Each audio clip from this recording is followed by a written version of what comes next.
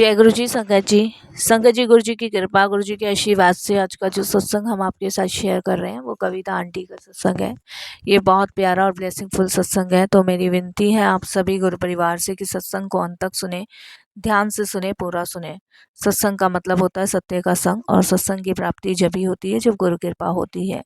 हम सभी बड़े भाग्यशाली हैं कि हम पे गुरु कृपा हुई और हमें सत्संग सुनने का और शेयर करने का सौभाग्य प्राप्त हुआ। तो प्लीज़ सत्संग जी बिना स्किप किए सत्संग को ज़रूर सुनिएगा बड़ी श्रद्धा भाव से। इसके अलावा अगर आप भी अपने सत्संग अनुभव शेयर करना चाहते हैं तो हिंदी में साफ राइटिंग में आप अपना सत्संग लिखकर हमारी जीमेल आईडी पर सेंड कर सकते हैं, ताकि आपके द्वारा सुनाए गए सत्संग से जो भी गुरुजी महाराज की नई जुड़ने वाली संगत होगी उन्हें गुरुजी के कल्याण, महिमा, अनुभव के बारे में ज़्यादा से ज़्यादा पता चलेगा।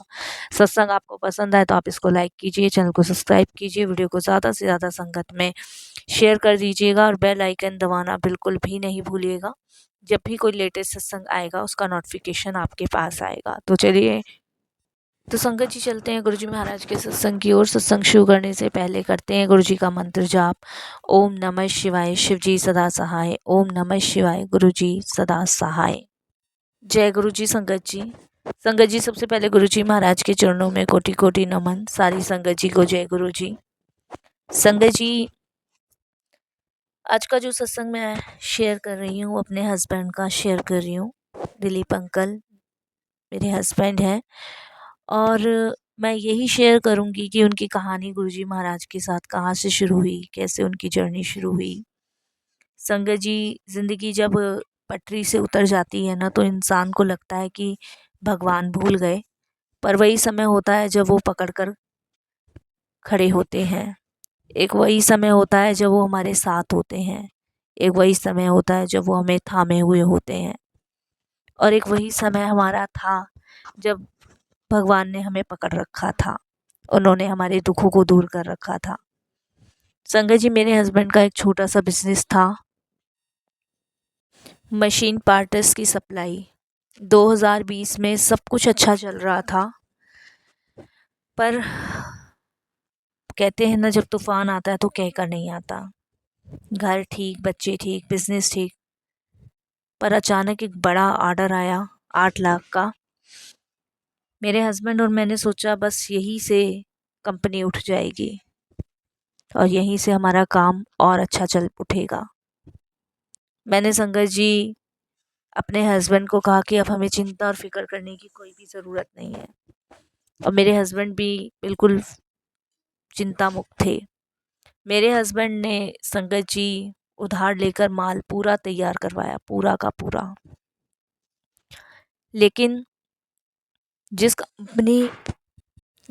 कंपनी ने ऑर्डर दिया था वो फर्जी निकली। संगत जी, 8 लाख रुपए की चपत हमें लगी उस टाइम पे, क्योंकि ना तो कंपनी ने माल लिया और ना ही पेमेंट की। हमारे ऊपर 8 लाख रुपए का बैंक की तरफ से कर्जा हो गया। संगत जी, बैंक के कॉल आने लगे। मैं और मेरे हस्बैंड एकदम परेशान हो गए, क्योंकि 8 लाख तो बहुत बड़ी रकम होती है, कम छोटी नहीं होती। कि अब क्या होगा, बच्चे डर गए, क्या करे क्या नहीं करे। संगत जी, इधर मेरी तबीयत खराब हो गई। सब काम हमारे असफल होने लगे, कोई काम हमारा बन नहीं रहा था। सब काम में हम नाकामी फील करने लगे, सब काम में असफलता मिल रही, बहुत दुखी परेशान। एक रात सच में मैं सोच रही थी कि अब क्या होगा, कैसे ये कर्जा उतरेगा, क्योंकि बैंक से तो संगत जी आप जानते ही हो, फ़ोन आते ही आते हैं। जैसे संगत जी हमारे जीवन में इतना ही काफ़ी नहीं था, और भी कुछ बुरा समय आना था।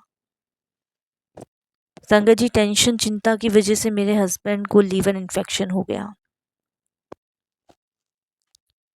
डॉक्टर्स को दिखाया तो डॉक्टर्स बोले रिपोर्ट अच्छी नहीं आई है, दवाई बहुत चलेगी। हम इधर भी बहुत परेशान, बहुत दुखी, क्या करें क्या ना करें कुछ समझ नहीं आ रहा था।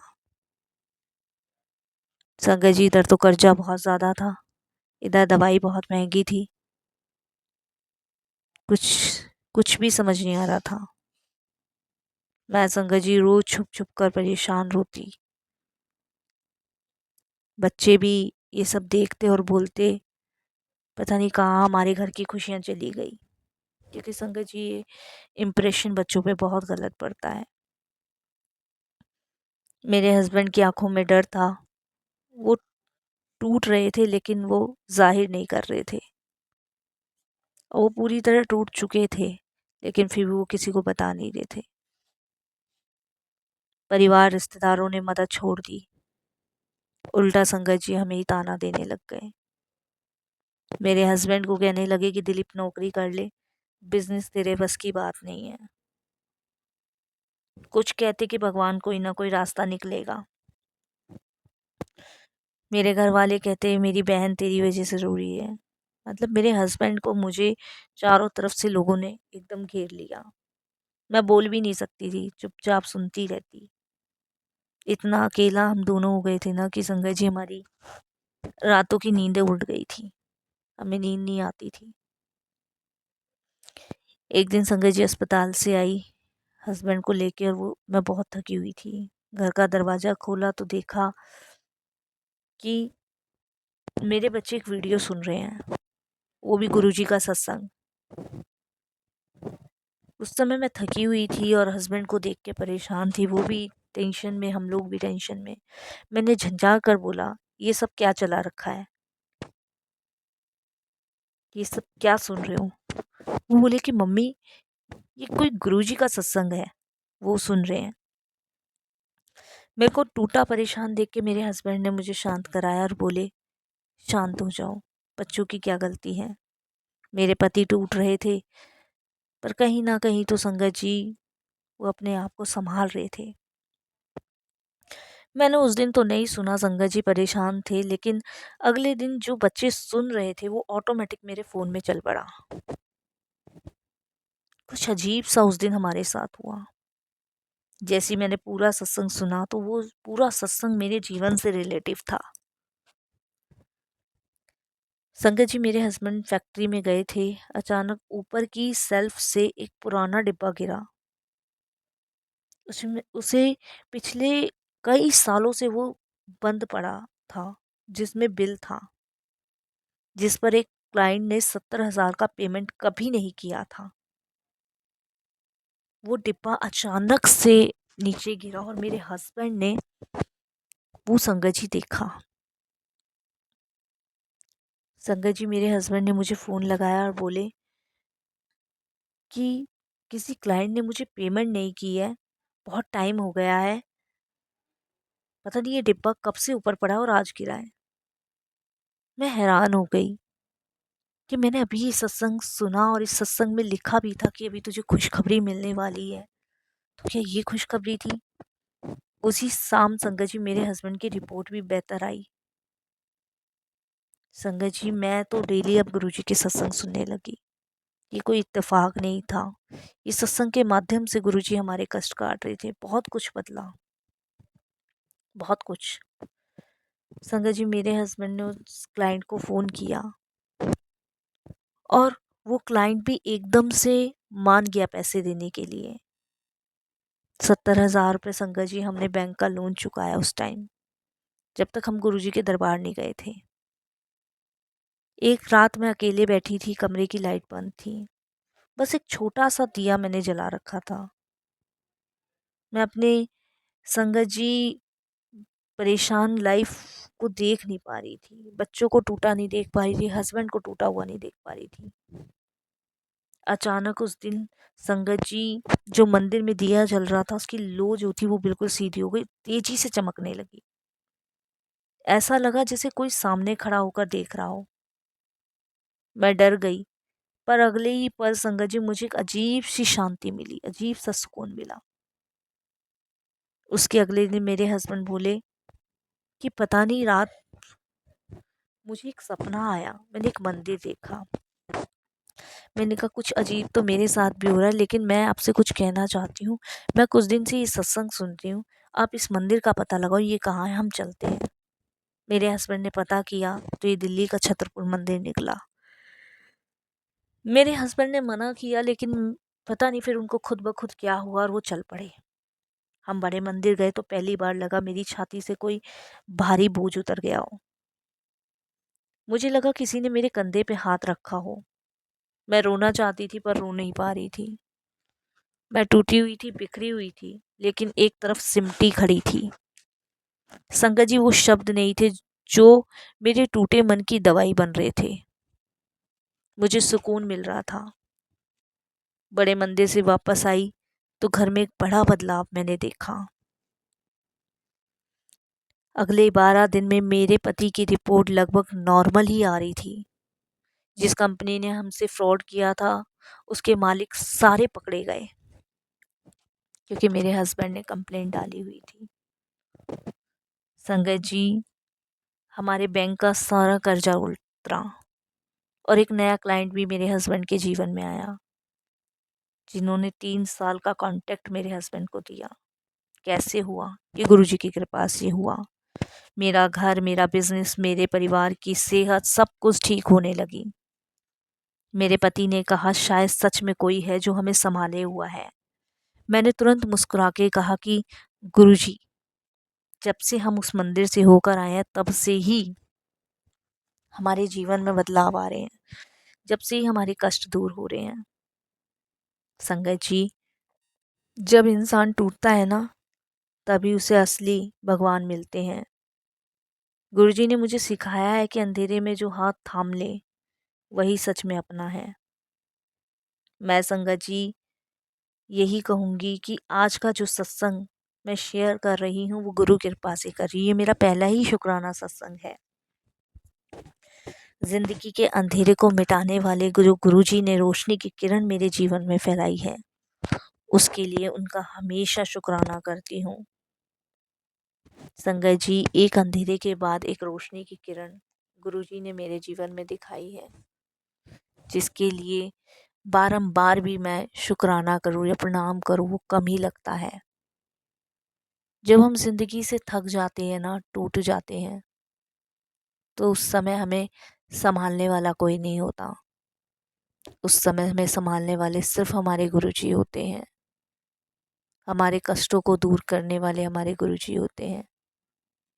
हमारी परेशानियों से बाहर निकालने वाले हमारे गुरुजी होते हैं। जीवन में उतार चढ़ाव बहुत आते हैं साथ संगत जी, लेकिन इन उतार चढ़ावों से, हमारे कष्टों से सिर्फ हमारे गुरुजी निकालते हैं।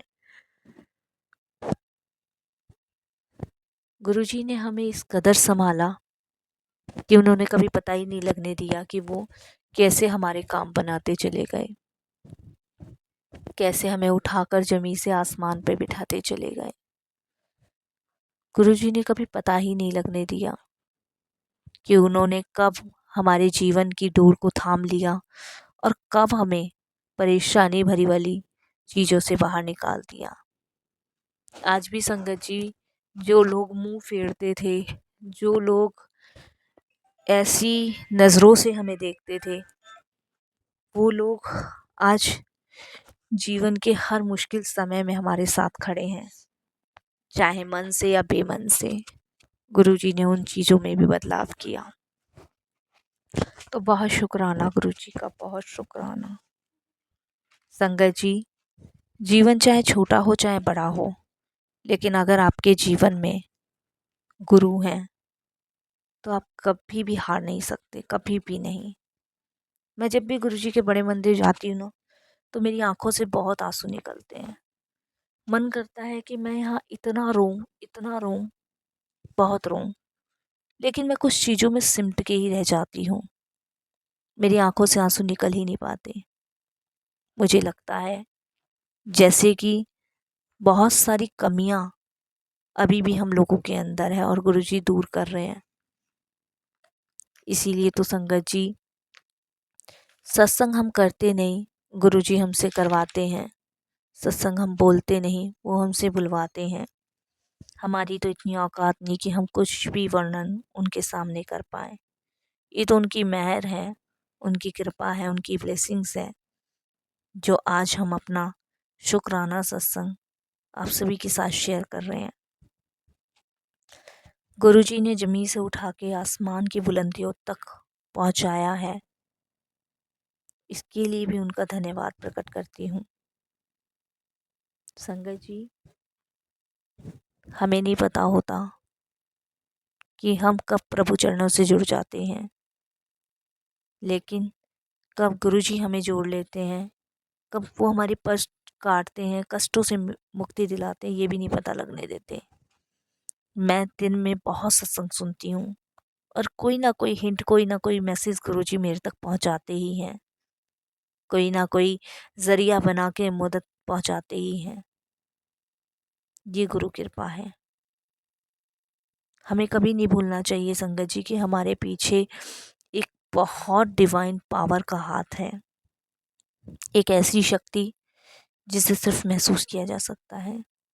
कभी भी आप बड़े मंदिर जाओगे ना, तो गुरु जी के मंदिर के ऊपर जो शिवलिंग है उसमें आपको साक्षात ईश्वर के दर्शन नजर आएंगे, गुरु जी के दर्शन नजर आएंगे। और उन दर्शन में आपको ये यकीन होगा कि गुरु जी ने ही आपको आपके दरबार बुलाया है, गुरु जी ने अपने संगत के रूप में आपको चुना है। मेरे बच्चे, मेरे पति, मेरा पूरा परिवार इस समय गुरु जी की संगत का ही हिस्सा है।